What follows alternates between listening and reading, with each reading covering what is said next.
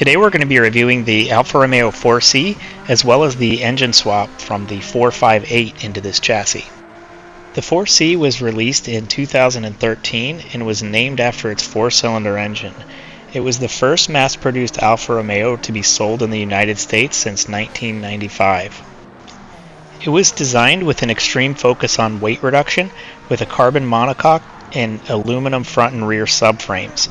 The overall weight ended up at 1,973 pounds, but it was a little heavier in the States as they had to add some more structure to it to pass safety regulations. Part of that weight reduction is also due to the motor selection.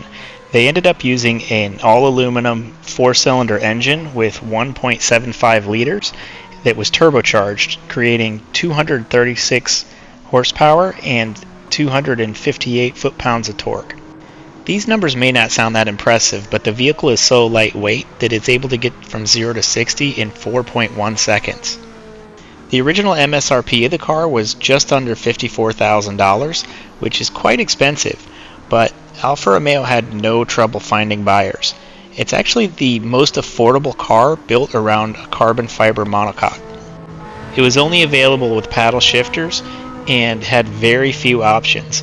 Eventually it ended up getting an Alpine stereo as an option, but there was never a GPS or any type of infotainment system installed in the vehicle. The styling of the 4C was inspired by the 33 Stradale from 1968, and you can really see the heritage in the car when you take a look at them together.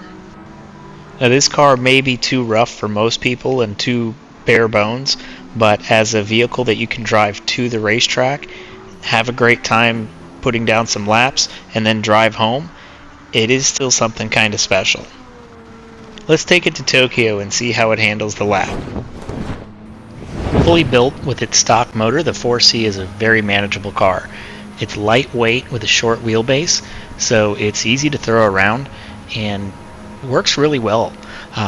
On this track we ended up doing a relatively slow time, but it's a four-cylinder motor and it's turbocharged, and with max power you're looking at right around 400 horsepower, so very respectable for this car in real life. But in terms of Gran Turismo, it's kind of a lightweight.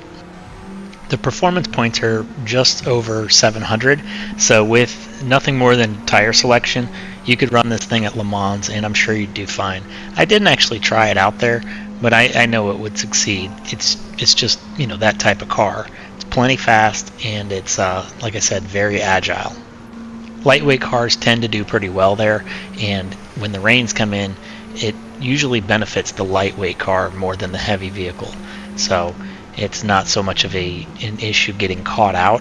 You can kind of feather the throttle a little bit if you need to and make your way back to the pits without getting in too much trouble.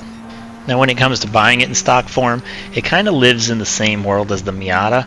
It's just a much more expensive variation of it with you know, the fact that it's using composites instead of, you know, a more traditional vehicle design. It was really good on our tires though. We wore the front tires out right around 5%, and the rear tires ended up wearing about 10%, so nothing too bad. And we ended up getting right around 6 laps out of the fuel, so it's, you know, like any lightweight four-cylinder car, it's really something that can stretch its legs pretty far. We're coming up on the final stretch here, and the 4C ended up with a lap time of 2 minutes 2 seconds .448, so not bad. Let's see what the engine swap version does. When you drop the flat plane naturally aspirated V8 from the Ferrari 458 into the 4C, it makes it a much more exciting car to drive.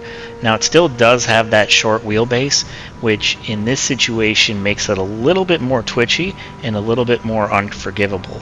So it can be kind of a handful to drive, but it ends up only picking up 192 pounds while at the same time picking up 330 horsepower and 95 foot-pounds of torque. So it's quite the beast. If you're running this car in VR, it's worth noting that the tach becomes completely useless. The red line on the Ferrari motor is around 10,000 RPM, and the 4C maxes out around 7 on the dash. So you could be shifting through the gears and never see it drop below the stock red line.